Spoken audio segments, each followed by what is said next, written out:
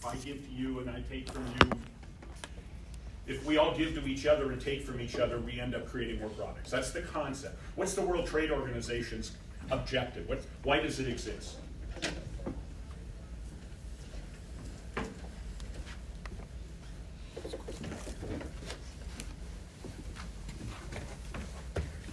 All right, Matthew, what's the answer? 7. Good. I always go with your first thought. The World Trade Organization is just an organization that is made up of people getting together, creating this kind of an agreement, started with the GATT, right, and then became the World Trade. They're trying to help countries realize this is probably better if we do it this way, so why don't we all work together and try to reduce trade barriers? What are some examples of trade barriers that you would reduce? It's in the name, GATT. General Tariffs. Agreement on Tariffs. yeah, tariffs, quotas, lack of inability to have capital flow across borders, requiring local content. So all of these things are barriers. And the World Trade Organization's goal is to reduce that, to try to get organizations or countries to agree to this so that it kind of affects the overall balance of trade in the world. So, let me see if I can get you back on track. So, basic concept, the more trade, the lower the prices, better the competition, the more products and services. Their goal is to reduce trade barriers. What's one of the problems with having a World Trade Organization where everybody comes to the table and has to establish an agreement on how it's going to work?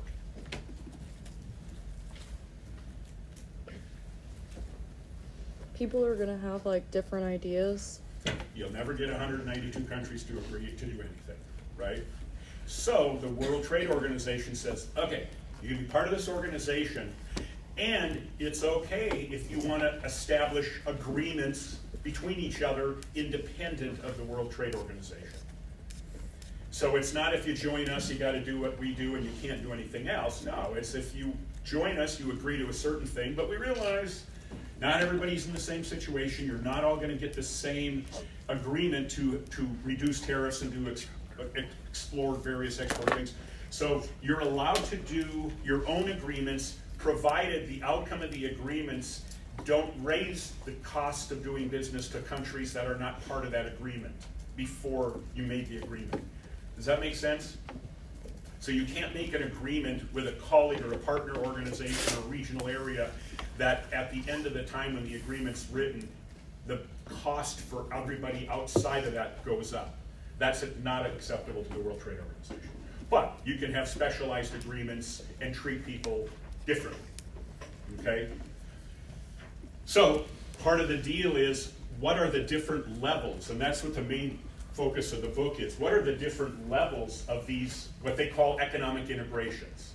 Meaning agreements that two countries or more have with each other that say, let's have a side deal outside of World Trade Organization. Let's have a deal where we'll work together, we'll benefit each other's trading to where we don't necessarily can't reach this agreement across everywhere, but we can maybe benefit just us in a more, let's say, geographically located area.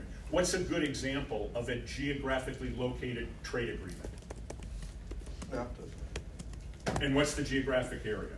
North America. The continent of North America. Why? We share a border, easy to do stuff, we don't have to ship it everywhere. What's another one? Another big one. That's one of the two biggest. European Union. The European Union. A lot of countries, way more complex, but the idea being pooling it all together, creating an agreement that can benefit everybody. Those are two different levels. Which one do you think is more integrated? The EU. The which one? The EU. The EU. Because it's beyond more than just a free trade zone, right? And the EU goes up into possibly bridging between almost a pure economic into a political organization. So let's just kind of walk through, and I've had so much trouble with this computer getting to a website, but I think I did a bypass. So this is Wikipedia. I mean, they've got a nice little web page that puts a lot of this stuff together, more current. Your book's like 4 years old, so a lot of it can even be a little bit outdated. But here's some examples of regional integration. NAFTA up here, you can see, you know, all of it here. Here's the Union of South American Nations. We've got a little Caribbean community one. We've got Central America integration. Here's an Africa one that includes an overlap with it's called the Arab League up through here. Then you got the EU.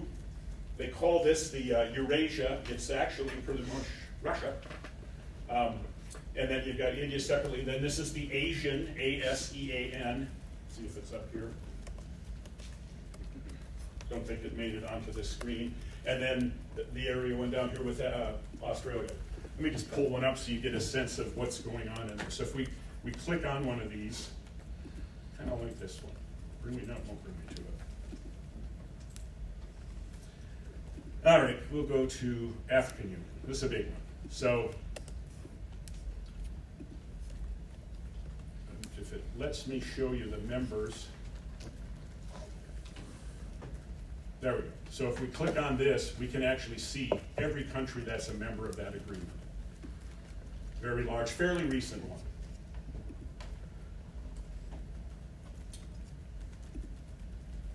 But clearly, there's been these separate agreements outside of just being a member of the World Trade Organization. Obviously, they have more common interests if they're located near each other. And I'm only going to discuss the two, the NAFTA and the European Union, as part of the presentation today. So let's talk about what it means by levels. From, and hint, this is on the exam, you'll want to know this. From the least integrated to the most integrated. Okay? So what is the sequence? It starts with a free trade agreement. Bless you. Thank you. From there, the next level of integration is a customs union. The next level is a common market. And I'll go through each one of the main points of them.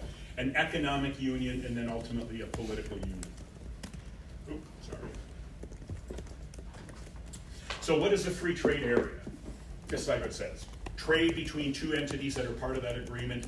There are no trade barriers. There are limited trade barriers, very specific. It allows people within that organization to trade with each other barrier-free to some extent. It allows people that are part of that agreement to have other different trade agreements with other countries. So in a trade agreement or a free trade area, they all have a common agreement with each other, but they're allowed to have different trade arrangements with other countries beyond that trade agreement. A lot of times they have what's called the rules of origin.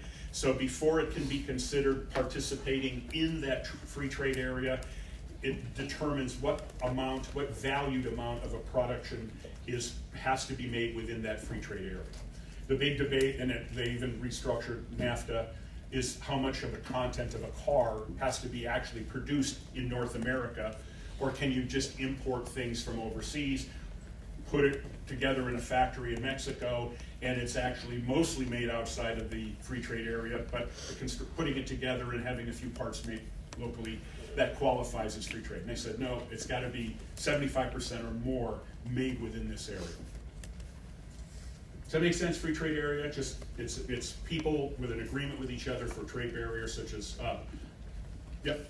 So what would NAFTA, where would NAFTA be? NAFTA is a big free trade agreement, Okay. and it's actually North American Free Trade Agreement.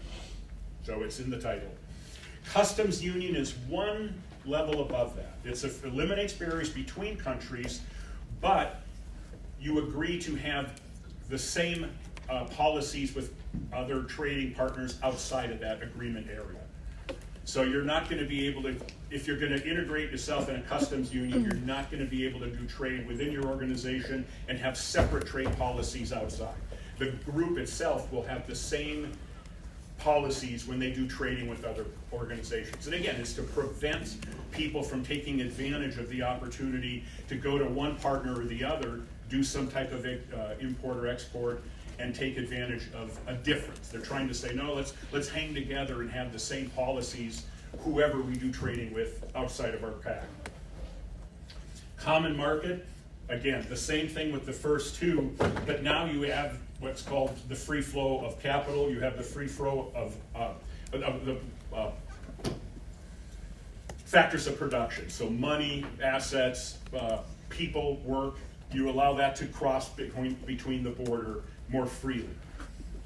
So the common market says, let's agree that we can have our people that live in our countries can move across the border and do work in various areas. We don't have that, so people can't move from Canada and Mexico freely, and we can't move there freely because we're not in a common market. We're in a free trade zone, or a free trade area. So the next level up from that, a lot of the same benefits, except for now, you start to try to say, let's homogenize, let's make things very consistent with all of our members so we can share things like common money system, a common currency. We start to have our people that work there have similar or common tax rates. Because again, if you're trying to integrate this area and you let some people have different pay levels, like minimum wages in one part of that area and that's higher than the other, people will move over there.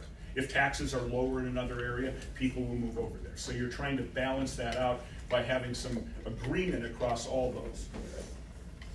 And it's tricky. I mean, what are some of the challenges you would imagine if you're going to have multiple countries working together and agreeing on trade barriers such as tariffs, duties, processes, establishing the ability to move around and live in different countries, even though you're a citizen of one, but you can freely come and go. What are some of the challenges that you would have to make that work? Just trying to get people to even agree on. Just coming up with the general agreement, number one. That'd be really difficult. But once, let's say you have the agreement, what does it take to manage that, to administer that?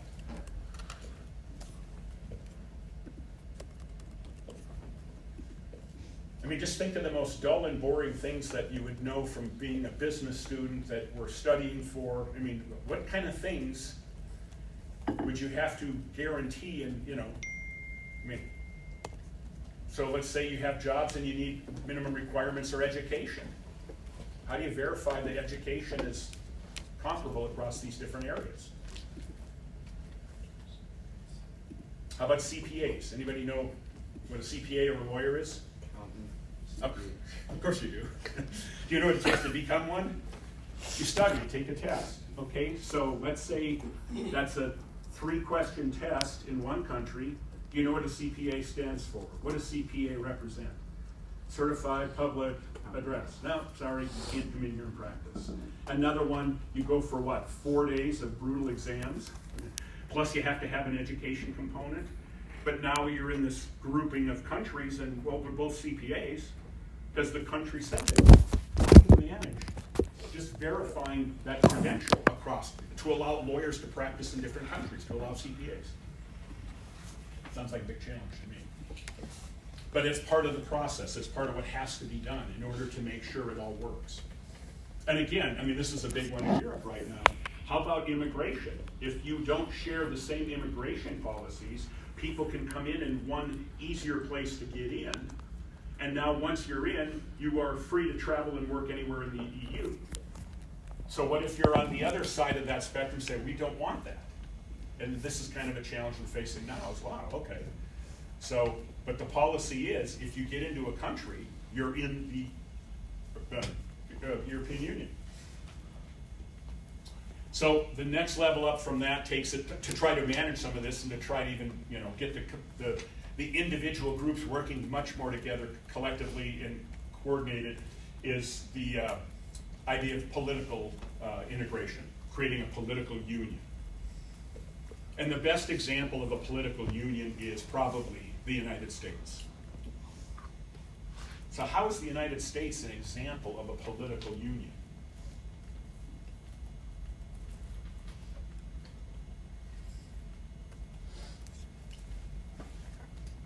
Think of it.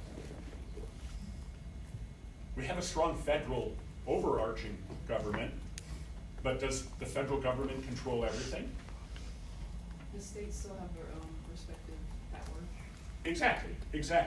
So we have 50 entities. They have a lot of power. There is an overarching concept called the supremacy clause, though, right? So federal law trumps, hard to use that term, right? Federal law trumps everything. Trumps everything.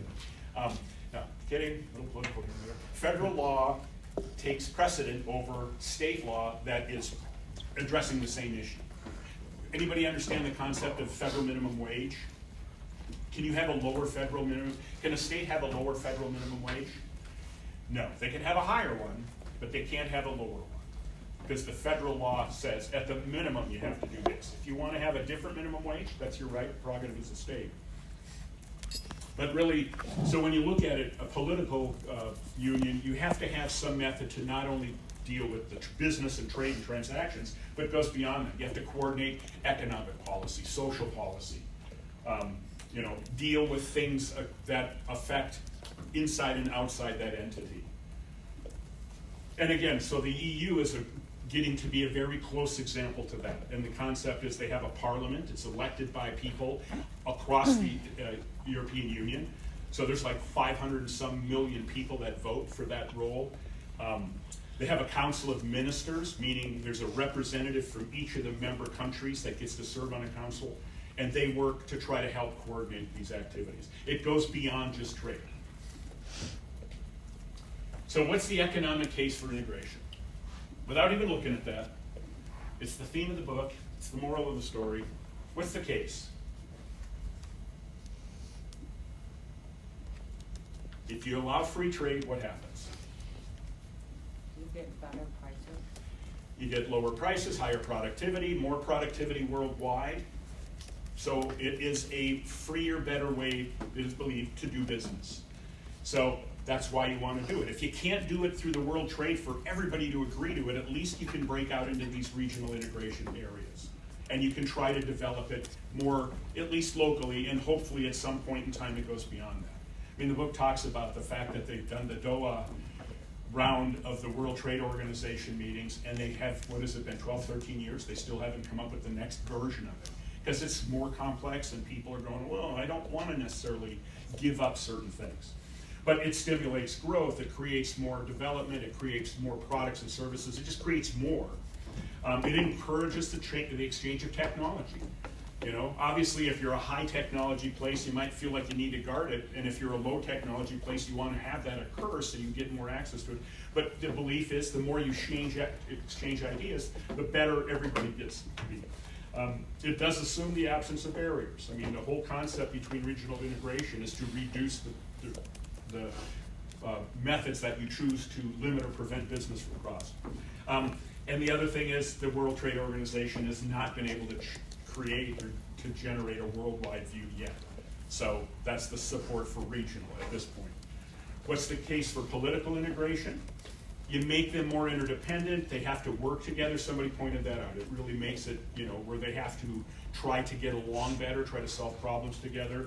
It reduces the likelihood of violent conflict because you have vested interests. You maybe get to know each other a little better, you share things. And here's an interesting one. If you're following, again, the news of the day, what's going on with Russia, Trump, otherwise known as the United States, and the Ukraine?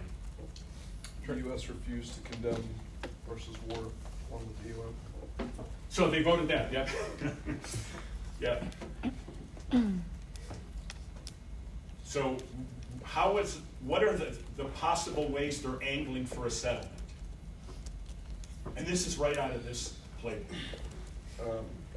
They want to, if they concede territory to Russia, then they want to maybe put what's remaining of Ukraine into the EU and into NATO. Okay, I hadn't heard that. One of the things they want is the United States will not support them militarily. We will not defend them during the ceasefire and the break. We don't want to participate at that level. We want the European Union to step in. Yes, sir. One thing that I did hear is that Zelensky is saying this: once the war is over, or that if Putin is willing to end the war, I will step down from presidency and there will be re-elections again. There is something about that. So there has been the offer that people are starting to grouse that Zelensky's been a little bit dictatorish in that under martial law, under state of emergency, clearly, the last thing on anybody's mind initially is let's have an election. But now they're getting to the point where that would be partially. But one of the things, again, this is a businessman's mindset following this stuff. Hey, Ukraine, we are not going to come over here and put our troops on the ground and defend you. But we want to have the ability to have access to your markets, especially the minerals. If we come in there with American businesses and we're dealing in the mineral business, nobody's going to come in here and attack us. Because they're not attacking Ukraine, they're attacking American business, which is not a military thing until somebody attacks American business.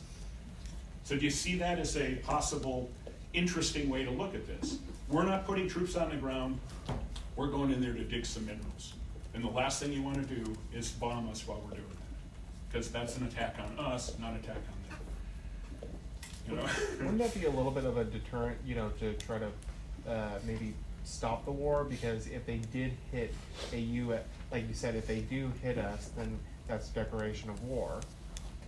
So Right, maybe that but, could and I be think just, you know, in the concept of how to lay it out, you stop it, you cut a deal for the access to the minerals. American businesses now have the ability to go in and do that work. And so, I mean, it's using this stuff, it's using trade as a way rather than threats of military. I mean, it's there, it's obviously there, but it might be more palatable to, let's say, the players that be that are deeply involved in it. All right, so what's the case against it? So we talked about the benefits of economic and political integration. What's the case against it?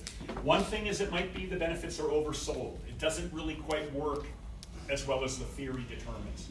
And one of the concepts is the idea of trade creation versus trade diversion. So the whole idea is you get benefits from free trade arrangements if there's actually a creation of more trade. But what happens if you have, and what's trade creation? You bring in high-cost domestic, you replace high-cost domestic producers with suppliers that are low-cost and from the same environment. So you actually increase trade by reducing the cost and it allows more activity.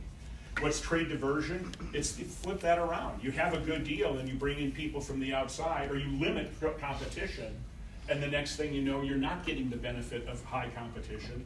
You're restricting it and causing the opposite. And again, I pointed out the World Trade Organization allows you to do these as long as you don't have higher tariffs on World Trade Organization members that you have after you establish this deal. So we'll talk just a little bit briefly about these two. So we have the European Union. These are the different states that are involved. People that are scheduled to leave. So again, the book is fairly recent, but Brexit occurred. They're out, so it doesn't include the UK. So one of the parts of the development of the European Union occurred over several processes over many years. Right, it started after World War II. Started getting together, getting some agreements going, but it got to the point where things were not really happening, things were not being delivered to the level that people expected. So they created this thing called the Single European Act, which really is a big push forward in what is now the Economic Union or the European Union. And if you look at the nature of some of these things they wanted was to create more integration, both economic and almost leaning into political. So the first one was remove all frontier controls. What the heck does that mean? Removing frontier controls. A simpler way to say it is to reduce the strength of the borders. You know, frontier controls, this is our property, that's the edge of it. Show me your papers before you come in. Hey, you can't move that across there without the right paperwork and right stamps. Get rid of that. So now you can freely move about. Yes, sir? Was that because of the Cold War, or? That is just historical development, you know, and I don't know if just the Cold War. The Cold War is more Russia, but if you look at over time, you know, these are places, I don't know world history to the point, but I'm sure the Brits were trying to beat up on the French, and the French were trying to storm the, you know, I mean, it's just everybody's declared their boundaries and worked independently. The reason why I ask is because the Cold War ended in '91, whenever the Soviets fell, and '92 is it says abolished restrictions on cabbage. Cabotage, yeah, just Yeah. transfer of people and things across borders. Because there was the whole Iron Curtain and stuff, and everything was falling. That's why I was wondering. Yeah, I mean, that's probably part of that dynamic going on, but I mean, the whole Eastern Europe, Russia thing is kind of a step separate. These are still things that have been wanting to happen. If you can imagine, and the United States is pretty large, but can you imagine if you drove to Oklahoma, or you went to New Mexico and you had to stop and you had to get out your identification and get permission to cross the border? If you wanted to bring stuff back and forth, you'd have to declare it. I mean, you go to the border and say, hey, I went up to Costco over in Abilene and yeah, I got some stuff. They're like, great, let's see it. Okay, here's the tally. That's how much you owe us in New Mexico for bringing that in. I mean, that's Europe. That's how it worked. As a matter of fact, I'll give you a good example. So I'm from northern Minnesota, and up north of us is Canada. And when Canadians would come into the United States, they would come in and buy kayaks and canoes. So they, it was insane, but they would buy a canoe and they would take it from like the place they would buy it, and they'd play catch with it in the driveways or the parking lot of these places where it's all gravel, and scratch the crap out of it. And everybody would look at him like, what are you doing? You just bought this now Kevlar canoe, $3,000, $4,000 canoe. And they would just be shooting it back and forth. And they're like, because if we go across the border and this thing looks brand new, we got to pay 20%. So we got to pay another $600. If it looks scratched, we can say, we didn't buy it in the United States. This is our canoe. We've had this. So to save that money, they just literally play catch with it in the parking lot. So when you get rid of these barriers, you allow that freedom of movement. Yeah, I mean, this is truly when Canada becomes the 51st state. Kidding? I can't imagine that ever happening. But when you reduce that barrier, that's not going to happen anymore. I mean, people will not be trying to pretend and hide. When I traveled to Egypt, I was supposed to declare 2/3 of what I brought in my suitcase. Computer, I mean, all kinds of stuff. And they would say, do you have anything to declare? Not me, And just go, please don't make me open up my suitcase, because then, they have to start running the account of everything that I brought in. I have to pay more money on. So again, part of the Single Europe Act to really make the European Union really more integrated economically, and even leaning into the political, was to try to do some of these things. Mutual recognition of product standards. I mean, this is a crazy one. In some places, California, you see labels on products we have here that when you look at them, it says, in California, this is a banned product. If you're familiar with that? Even if, in my area, human resource management, they have such different rules and regulations to be certified, like a Society for Human Resource Management professional certification. That's not enough, because you can do like 48 of the states in the United States to say you are proficient at HR policies and practices in the United States, because California has so many more regulations that just because you have that SHRM certification doesn't mean you would know how to do business in California. They actually have a California version. So the idea is to say, let's agree that we'll have, what's good enough in one will be good for all. Let's find that happy medium, and everybody will work to that. Allow people to buy public, when you're bidding on contracts for public stuff, to allow people outside of the country, again, it's the whole union should be treated the same, so allow that. Same thing with retail banking, insurance. These things are very regulated and licensed, and to say, well, we're going to be integrated, but you can only buy insurance if you're in Vienna from a Viennese, they're like, we got to open this up. So all these rules have to be adjusted so we can do business, and it's valuable. I mean, it's even in the United States still, you got to be very careful doing business from state to state with insurance regulations. My daughter's a Marine, right? So she's got a car, it's registered in Texas. She just was stationed in California last year. She would have had to do so many crazy things to be able to have the Texas car present in California. And she would have possibly had to drop all of the stuff here, transfer the title there. Who knows how long she'll be there, right? So of all the different agencies that we looked at for insurance, only Geico could insure it and guarantee it was good in Texas and California. Because farmers said, well, we can insure it here, but for a farmer's agent to insure it in California, they have to actually have it bought and insured only in California. And it's a little thing, but it's like, this is a pain. Yep. What about USAA? Did we look into that? I think we looked into that, but again, it's set because of insurance laws, it's by state.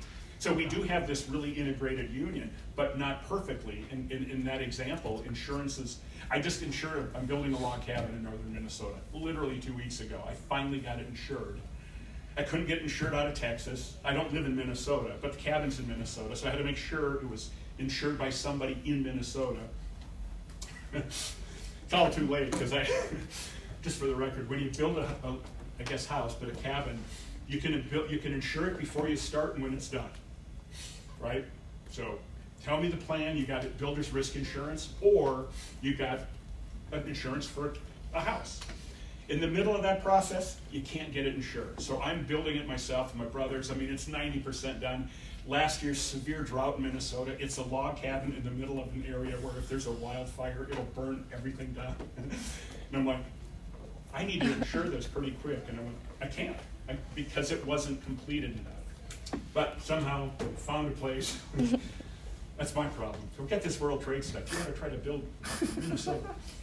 All right, what do we got left? So, try to remove its restrictions on foreign exchange transactions to allow flow of capital, and then the idea of abolishing restrictions on cabotage, and just another way to say transportation of people and things.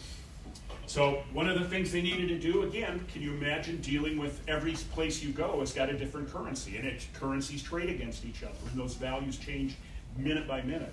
So one of them is the Master Treaty, where they decided, let's try to build a single currency called the euro, initially used by 19 members. Not everybody does it. Can anybody who made presentations tell us who doesn't use this? Oh, don't look at the bottom of the slide. I don't know. I did Denmark, so Denmark does not use it. Yeah.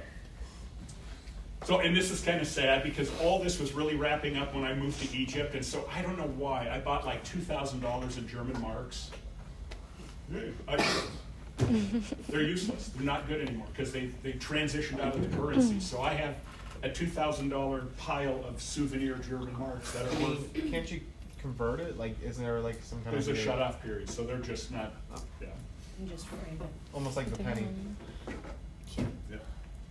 All right, so what are the benefits? Well, the benefits from the euro, just the cost of doing business, trying to handle all those trading exchanges. People trying to buy different currencies to hedge against changes and fluctuation. We'll cover that a little bit in some of the foreign exchange topic next time, but you don't know what's going to happen. You've got all this great profit, but all of a sudden something else happens and the shift of the exchange value changes, and boom, your profit's gone. So people are buying different currencies to hedge against doing business in different countries. Boom, that simplifies.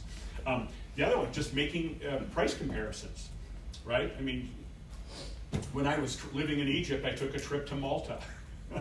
And I'm in my head, half asleep, flew there, got there first thing in the morning. I get in a car, it's like there's only a handful of places where they drive on the left side of the road. So I'm driving, I'm a passenger sitting in what would be the driver's seat, flying around circular roads. I'm screaming. I'm like, what? My brain wasn't awake. I couldn't handle all this. And then I buy a cup of coffee that I'm sure I paid $50 for, because I totally screwed up the exchange rate for the Maltese dollar currency. But I was just confused. I was tired. I just got the scariest ride of my life. And I'm like, yeah, how much do you need for that? Okay, thank you. I'm like, wait a minute. That's more than Starbucks. Also, because people can now compare price and have a much better thing, competition increases. So producers have to find ways to be more cost reduced. And again, one of the goals here is to increase productivity, to increase competition, to reduce the cost to consumers. And then boosting the market for liquid capital. I mean, just simply having the ability to have a larger chunk of capital moving around at a more standard rate helps. And we'll do that. So cost of having a euro, so those are all the benefits with the cost. You just lose the ability to have an individual country manage their own money supply. Do you recall what they talked about, what was going on in Greece from the chapter? So Greece is in there, they're on the euro, everybody's working together, and Greece is just doing really bad things with their budgets. They were overspending by a factor of, like billions and billions of dollars. And because of that, that then weighs down the value exchange rate of the euro for everybody. And everybody's like, whoa, we don't want you to damage our currency. Well, it's all tied together. So they had to go through 3 funding rounds and borrow billions and billions of dollars to get back to where they could manage their debt. I remember this going on. This all happened right about the time I was in Egypt. The austerity measures, they were saying, people were having reductions in incomes 30-50%. Almost kind of like what's going on here a little bit with the laying off of the federal workforce. But because of the debt, they weren't able to get good refinancing because the exchange rates or the interest rates would be too high. So they ended up, Germany and I think France and a few other major players helped support and underwrite some loans to help keep them solvent. And then now they have a plan. They have to have a balanced budget, I think, into the year 2060. Let's see how that works out. But again, that's the downside. They share one currency in this one part of the country. If you look at it geographically, it's the very southeast corner of Europe. They might have different things going on, a different climate, a different environment, and you're trying to manage their money supply. You're trying to manage their trade activity as though you're up in the north in Germany or over in Amsterdam, and that's the challenge, right? So, and the bottom line is, with dissimilar economies, there's a lot of pressure to use a similar approach. All right, so this is the North American Free Trade Association. And then the bottom one is the Mercosur, and then a few others, Andy, but basically we'll cover a little bit about what's going on in the USA. So NAFTA, North American Free Trade Agreement, just cross borders between us and Mexico, or Canada, Mexico, and the United States. Got rid of the tariffs on most things, but not all, because again, Trump threw out the idea, if you don't protect your border, we're going to jack up our tariffs on certain products. It included protecting intellectual property rights, so a little more strength if you're trying to bootleg or copy stuff. It removes restrictions on foreign direct investments, so you could open up shops in Canada and Mexico could come in and do the same. Has everybody try to get better in line with environmental standards. And then there's commissions that will try to manage this, because again, you have to keep an eye on this and make sure there aren't violations. So here's the case for it. One of the main reasons Mexico would benefit, because they'd have more jobs, because their low production costs would allow for things to be moved there, benefiting consumers in the United States and Canada. Canada and the US would benefit because they'd have more access to bigger market. Lower price goods, also lower price labor, and maybe be able to flow more products into Mexico. So the benefits, again, it's reciprocal. The case against it, loss of jobs, because again, if you can have things produced at lower labor costs, you're gonna try to go to them. One of the concerns was Mexico has a lower EPA standards or environmental protection rules, so you'll ship what could be expensive production if you have to maintain a certain clean air standard. You can shift that to Mexico and they're not going to care as much, and so you'll save money by not having to spend the money on clean air, but you'll end up polluting the world anyhow. And then Mexico would lose. Time to wake up. Mexico would lose some ability to control its own political environment. So, what are the results? They say the outcomes are, it's kind of subtle. It maybe everybody kind of panicked and exaggerated that the good happened and the bad. So, trying to figure out what actually is the outcome. According to certain studies, the overall impact was positive. And there have been, obviously, cases where employment for manufacturing was shipped out of the United States. And the ultimate assessment was that, there was a little bit of benefit in terms of economic health for the well-being of citizens. However, Trump came in and said, want to take a new look at this. So, because of the job loss, and I think this was a big push, and he moved it under when he was in his first term, renegotiated, so it's not called the North American Free Trade Agreement, it's now the United States-Mexico-Canada Agreement, USMCA. Like I mentioned earlier, local content for cars in the Free Trade Agreement is moved up to 75%. Try to deal with some better high-wage factory jobs, so one that the wage factor is not such a benefit to Mexico that it pulls too much out of the U.S., but kind of balances out. opens up the Canadian dairy market, which has been pretty restrictive. Agriculture is usually dealt with separately from most manufactured goods and services. Increased, this is an interesting one, increased the duty-free limit on Canadians for online shopping. So they used to have a limit as to how much money, so for the first $20 of an online purchase didn't have a duty, and they moved that up to $150. Like $20. Anyhow, somehow that was woven into the agreement. And all of this, when the book says it hasn't gone into place yet, it actually took place on July 1st of 2020. All right, that's what I have on that. Any thoughts or questions? Probably got a lot of thoughts. I'm actually curious about the duty limit for their online shopping. If they have no, like, import tariffs, why do they have that? So the tariff's a different thing. So the duty's paid by the recipient or the purchaser, where the tariff is paid by the exporter or importer. So they're like, to me, it's all the same, right? Call it a tax, call it a duty, call it a tariff. But the structure of those is different. So the renegotiation was to give them a higher limit for their Amazon purchases, or whatever, whatever you're buying. I think people tend to, especially Europeans, tend to like wave off the risk of the loss of autonomy to supranational organizations like this, and act like it isn't going to happen when we watched it happen. And you're watching it happen. Because we live in the United States, and that's exactly what the United States is. All the states, the 13 colonies when the U.S. started, were acted as countries, and it was like a supranational. We had a military, but other than that, it was like the EU is now.